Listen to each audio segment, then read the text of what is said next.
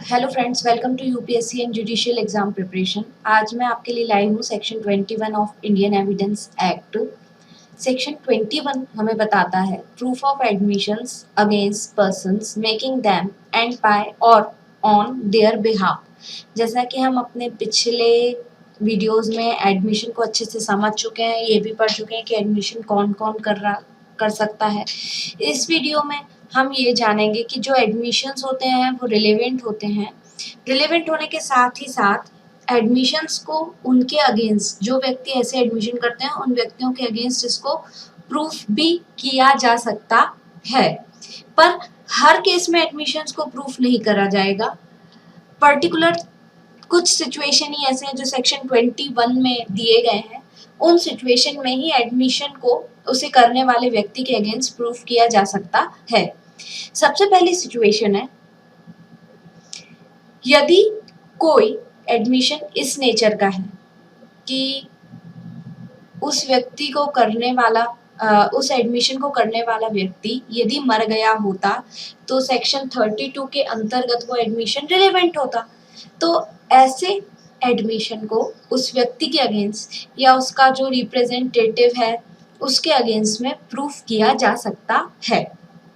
दूसरी कंडीशन है कि जब एडमिशन व्यक्ति की कोई मन की स्थिति बताता है या उसकी कोई बॉडी की स्टेट बताता है, और ऐसी मन की स्थिति या उसकी ऐसी बॉडी की जो स्टेट है वो रिलेवेंट है या फैक्ट इन इशू है,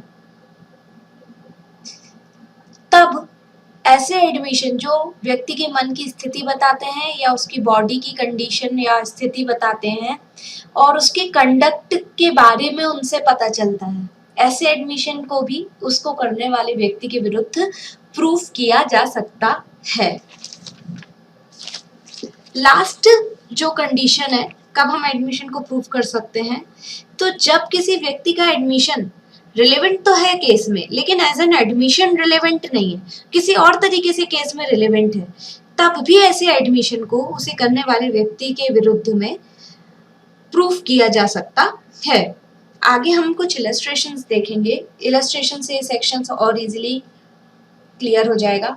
देखिए, पहला इलस्ट्रेशन हमें ये बताता है कि ए और बी हैं, ए और बी के बीच इस बात का विवाद है कि कोई डीड जो है वो फोर्ज्ड है या नहीं। ए ये बोलता है कि ऐसी डीड जो है वो जेन्युइन है, उसमें कोई फोर्जरी नहीं हुई, और बी ये बोलता है कि ये जो डीड है ये जेन्युइन नहीं है, फोर्ज्ड है। तब क्या होगा, हमें यहाँ ये ध्यान रखना है कि ए ने बोला था कि ये जो डीड है ये असली है, बी ने बोला था कि ये डीड असली नहीं है।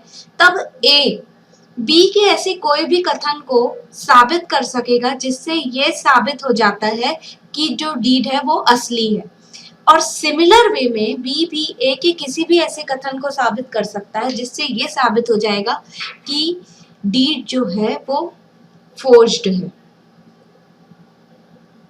अगला इलस्ट्रेशन हम देखते हैं,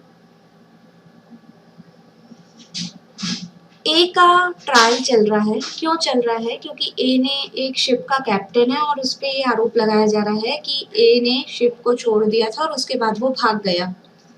तब हमें यहाँ पे क्या प्रूफ करना है, ए के द्वारा एक डायरी मेंटेन की जाती है जिसमें वो बिजनेस के दौरान जो भी प्रोसेस होती है वो सब उसमें लिखता है। उस डायरी में वो हर दिन की पूरी डिटेल्स लिखता है। अब साक्ष्य इस बात का दिया जा रहा है कि क्या जो शिप थी वो अपने जो पर्टिकुलर वे था उससे बाहर ले जाई गई या नहीं।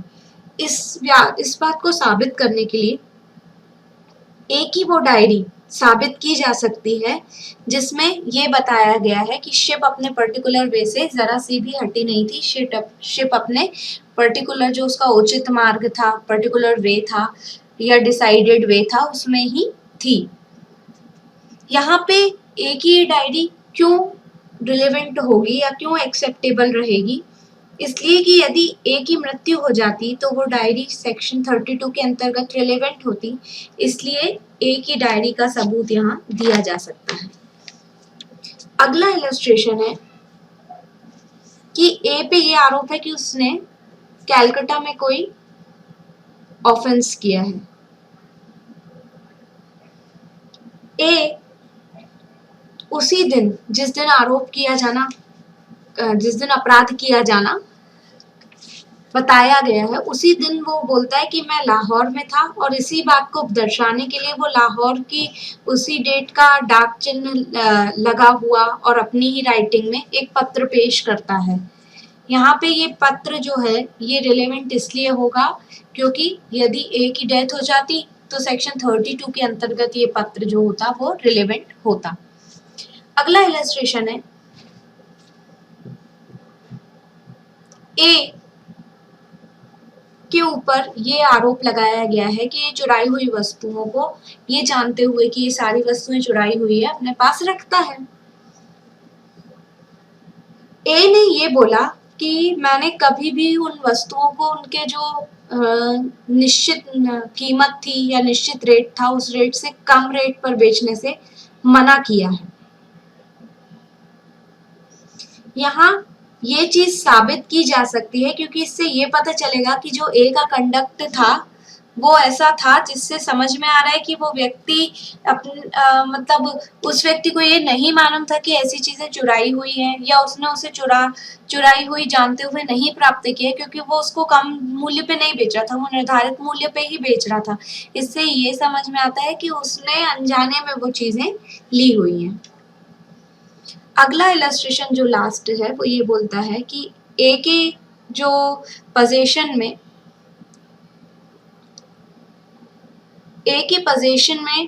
कोई कॉइन जो काउंटर फेट है वो पाया जाता है।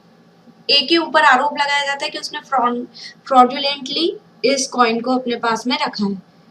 ए ये साबित करता है यहाँ कि उसने एक स्किलफुल पर्सन से कॉइन का एग्जामिनेशन कराया था क्योंकि उसको भी ये डाउट था कि कॉइन काउंटर फेक है या नहीं, और उस व्यक्ति ने कहा था कि ये कॉइन जो है वो असली है। ये बात साबित की जा सकेगी क्योंकि ये भी ए के कंडक्ट को रिलेवेंट बताती है। ए के मन में यदि ऐसा होता कि वो सिक्का काउंटरफेट है या नहीं और वो जानता होता तो वो क्यों स्किलफुल व्यक्ति से उसे चेक करवाता। तो इस बात का भी यहाँ पे प्रमाण और साक्ष्य दिया जा सकेगा। आई होप आपको सेक्शन 21 बहुत अच्छे से समझ में आ गया होगा। Thanks for watching.